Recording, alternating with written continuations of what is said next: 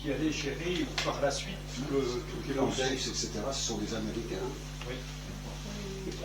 Et puis là aussi, quand on parle de société des nations, on cultive justement la confusion entre nation et État. Absolument. Parce qu'en fait, l'ONU, qui est l'Organisation des Nations Unies, c'est l'Organisation des États-Unis. Et en plus, les délégations des États, c'est La sémantique a encore énormément d'importance. Ouais. Ouais. Donc, le traité du 27 août 1928, cette fois-ci, c'est le Reich. Ils reviennent. Ils reviennent dans la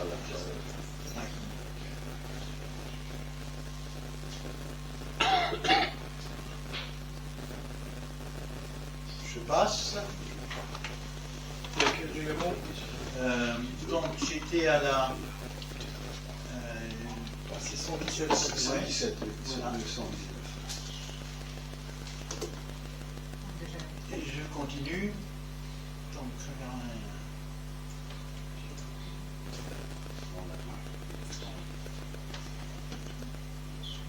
Le contre-mec, c'est le gouvernement des États-Unis qui a signé à la place de la Société des Nations. oui, c'est eux qui chapeautent le tout, quoi, qui contrôlent tout. Alors qu'ils ne sont pas... Pas membres, non. Parce qu'ils ont fait le traité de Versailles et ils ne sont pas... Il n'y a pas de... Ça n'a pas changé. La Société des Nations, etc. Ça n'a pas changé. Ils sont la première partie du traité de Versailles, c'est intéressant. Oui, oui. Donc, en 1933, je continue.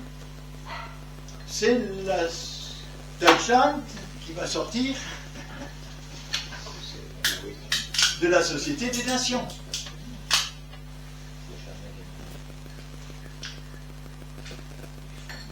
On joue à nouveau. C'est un perpétuel mensonge. Ou c'est les uns, ou c'est les autres. Alors, si je peux me permettre, une observation, une double observation.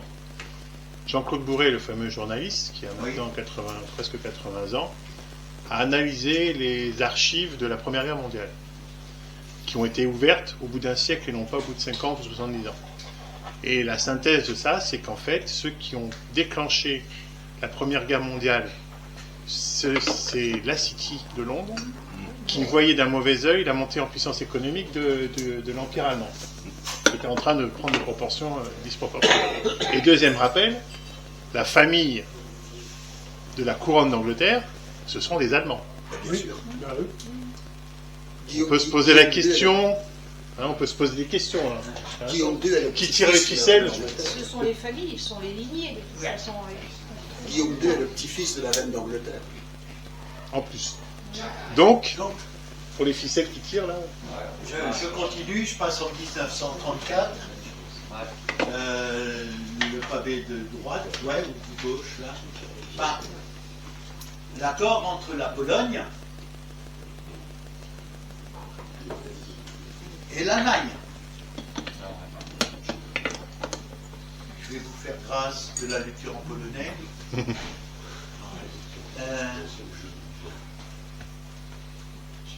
Voilà, déclaration entre la Pologne et l'Allemagne.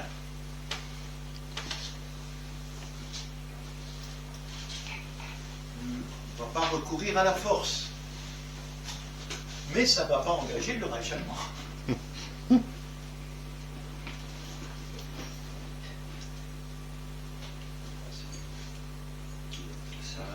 Suivante. Oui. 1939, c'est la France. Et où là? Là, j'ai passé le 19. Voilà, constat français d'état de guerre avec l'Allemagne.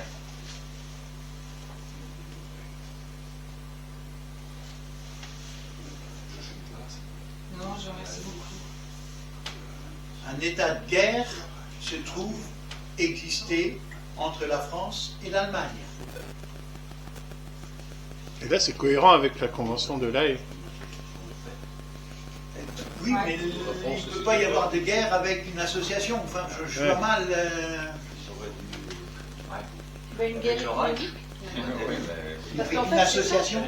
Oui, non mais une association. Là, c'est des belligérants. Enfin, la convention d'Aes, c'est pas des guerres, c'est les armes. Hein. C'est des. On emploie beaucoup, mais c'est quand même les intérêts. Donc, voilà. Alors là, ça va être quand même relativement confidentiel. La convention, l'armistice, ce n'est qu'en 2003, qu'une version de la convention d'armistice du 22 juin 40 sera publiée par le ministère français des Affaires étrangères. L'État allemand y est dénommé Reich allemand.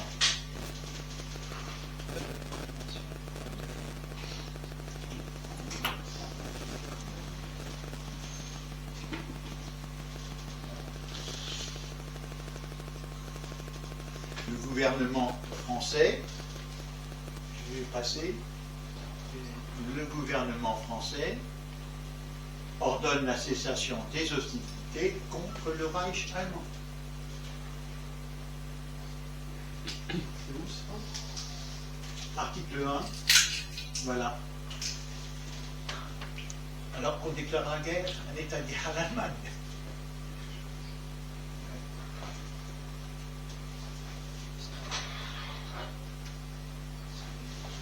L'armistice ne sera jamais oublié, difficilement.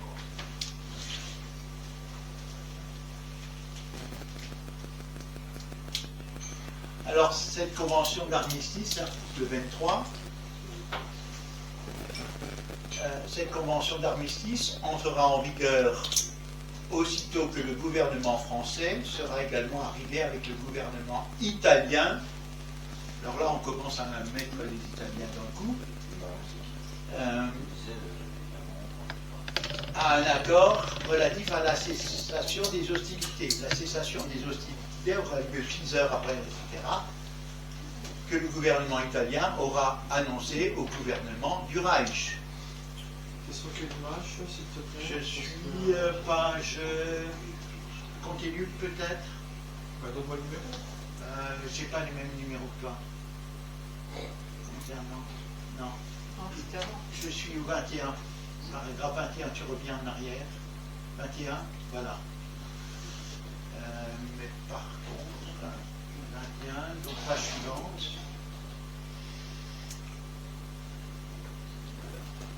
J'ai pas l'article 23. C'est marrant, c'est pas facile.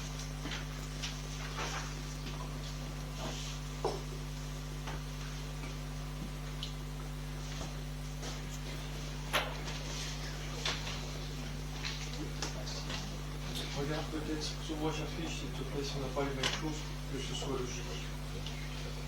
Donc on en était là ici, on en était ici.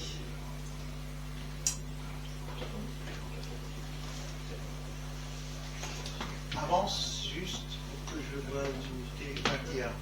Je vois le 21. Le 21 avec le Reich allemand ou l'association Allemagne. Oui. Objet. Je continue, je tourne. 22, l'association Allemagne. Oui, avant dans l'histoire, hein, chaud.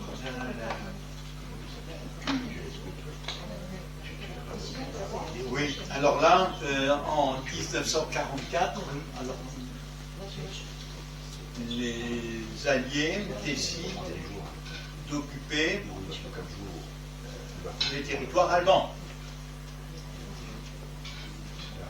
Et ils exigent une capitulation inconditionnelle de l'Allemagne, et non pas du Reich allemand.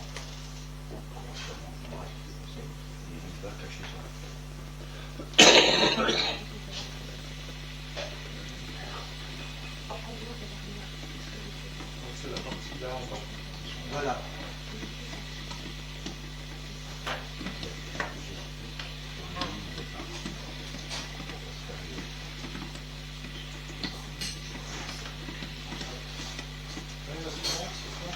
Oui. Et la France est à partir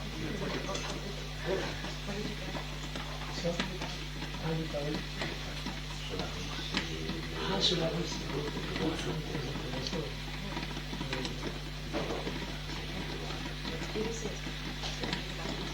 Si tu peux passer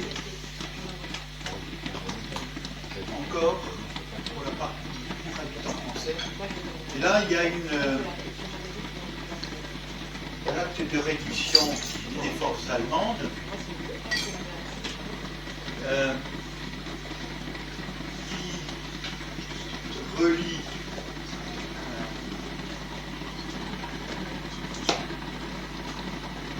qui est conditionnel à un acte passé avec l'Italie.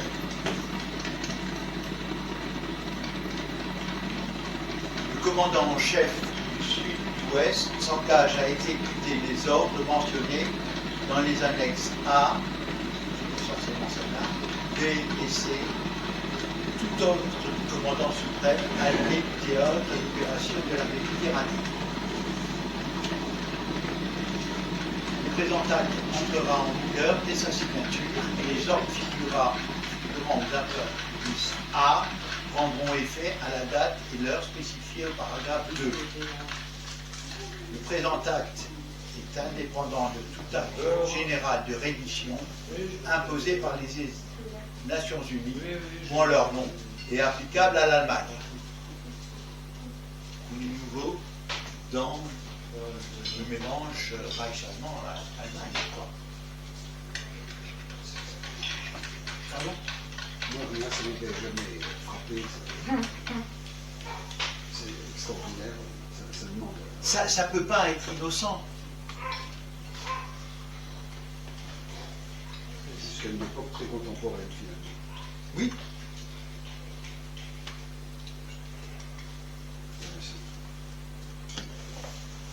Il y a le testament, donc, de Hitler.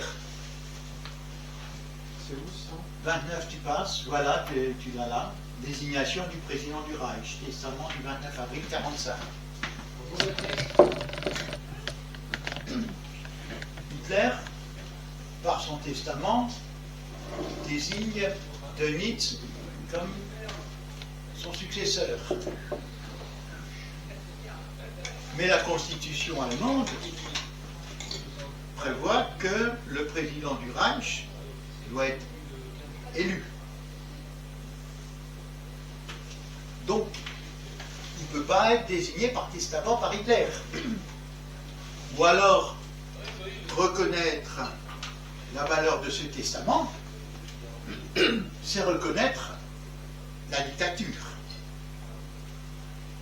Parce que le Führer est devenu en même temps président. Oui, au décès de Hindenburg. Oui. Mais la Constitution reste le président de la République qui doit être élu par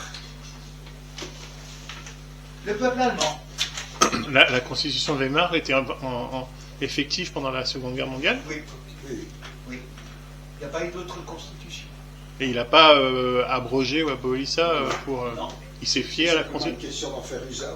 Comment on en a fait usage? Oui, c'est ça, le problème. et normalement, le testament de Hitler n'a pas de valeur. Ouais. Donc tous les actes passés par Dönitz sont tachés d'illégalité. Violation constitutionnelle, hein, la constitution du 11 août 1919, toujours en vigueur, ne permet pas de désigner le président du Reich par testament.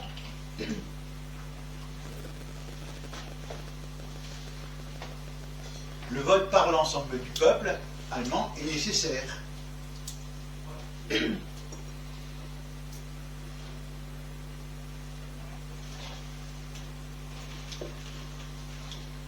25 mai, en mai 1945, reddition d'Allemagne concernant l'Allemagne du Nord, y compris longtemps.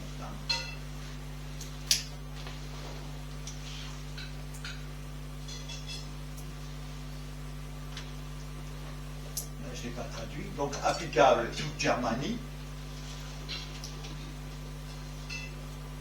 Et la déclaration du 7 mai 1945 prévoit que cette version, la version est uniquement en anglais. Seule la version anglaise, c'est foi.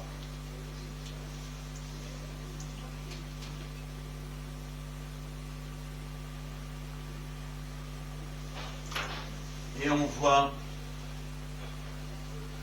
si tu peux passer, cet acte de reddition, le pavé du milieu là, sur la page de gauche, cet acte de reddition militaire est sans préjudice de tout instrument général de reddition imposé par ou au nom des États-Unis et applicable à l'Allemagne.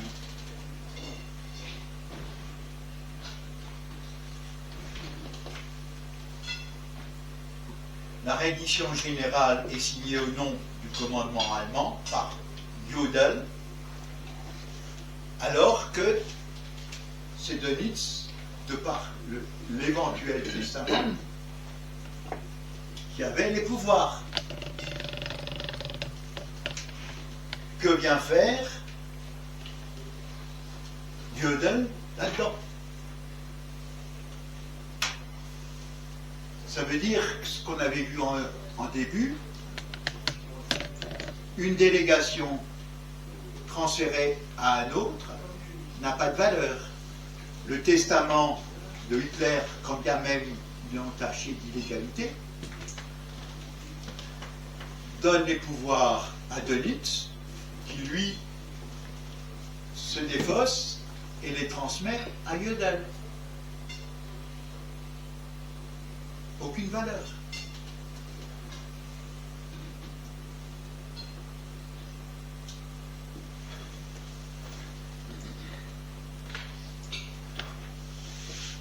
Le 8 mai 1945, la Suisse prend la décision de ne pas considérer l'amiral Dönitz comme président légal du Reich.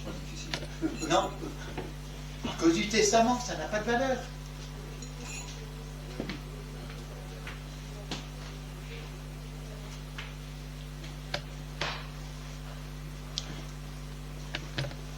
La Suisse où il y aura toutes les richesses des Juifs spoliés.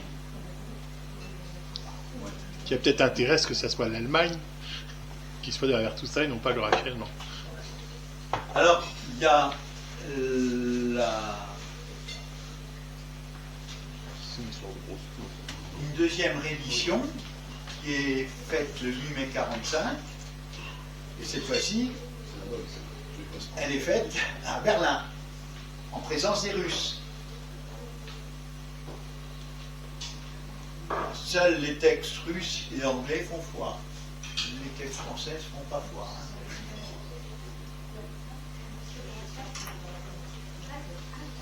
L'acte est rédigé à Berlin, si tu peux passer. Capitale du Reich, État censé se rendre. Le grade des signataires allemands et leurs compétences engagent davantage le Reich allemand pour les dispositions applicables à l'association Allemagne que celui de Jodl. Jodl, sa rémission n'a absolument aucune valeur, parce qu'il a signé.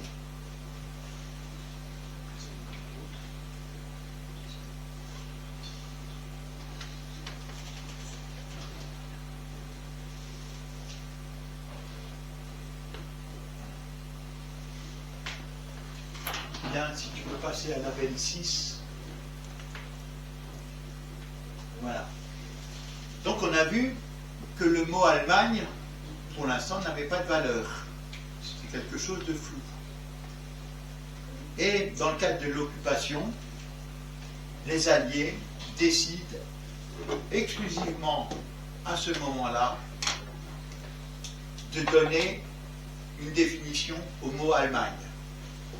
Ce qui veut dire que jusqu'à présent, le mot Allemagne n'avait pas de valeur, puisque dans ce cas précis, on décide de lui donner une définition.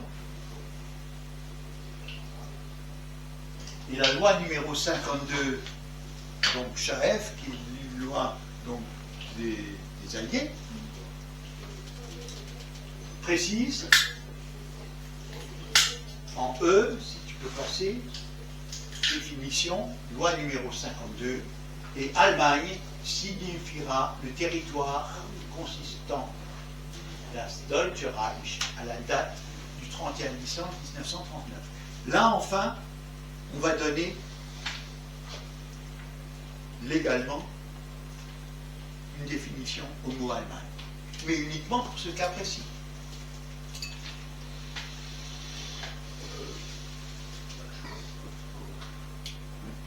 De même pour la loi numéro 53, ça va être exactement la même chose. On va donner une définition précise au terme Allemagne, mais uniquement dans ce cas-là.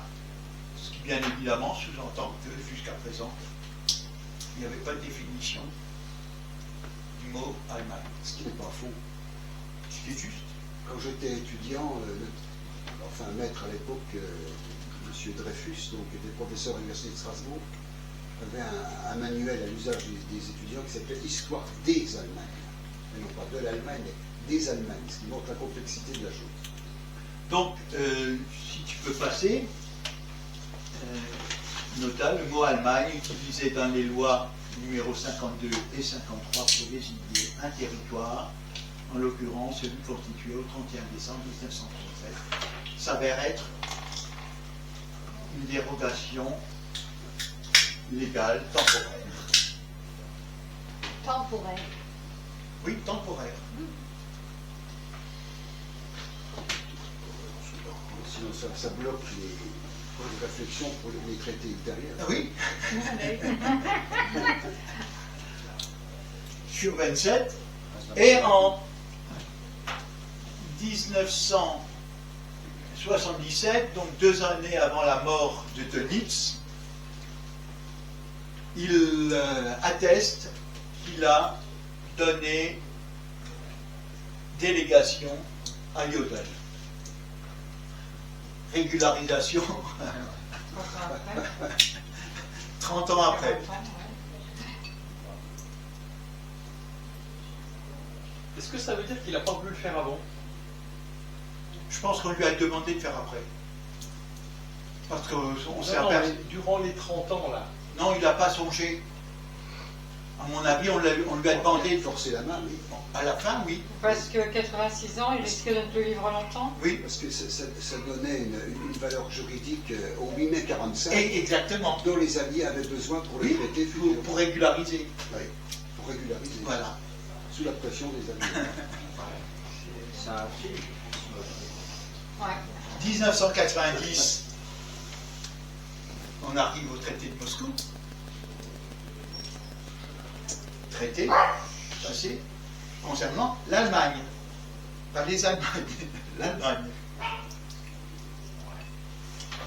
Alors, il y a eu un débat juridique aussi sur comment dirais-je, le 8 mai 45, où il est question donc de la capitulation sans condition. Sans condition. Voilà. Ce qui signifie pour les juristes, enfin pour certains juristes, que l'Allemagne perdait sa souveraineté et qu'il n'est recouvré qu'avec ce traité du 12 septembre 90, le 2+4. Premier article du 2+4, c'est l'Allemagne reconnaît comme définitive les frontières actuelles. Oui. Voilà. C'est-à-dire l'addition RDA plus Mais on RFA. fait une différence entre souveraineté et propriété aussi. C'est pas la même nuance. On verra ça également après. Et le dernier article du traité, c'est en raison de l'Allemagne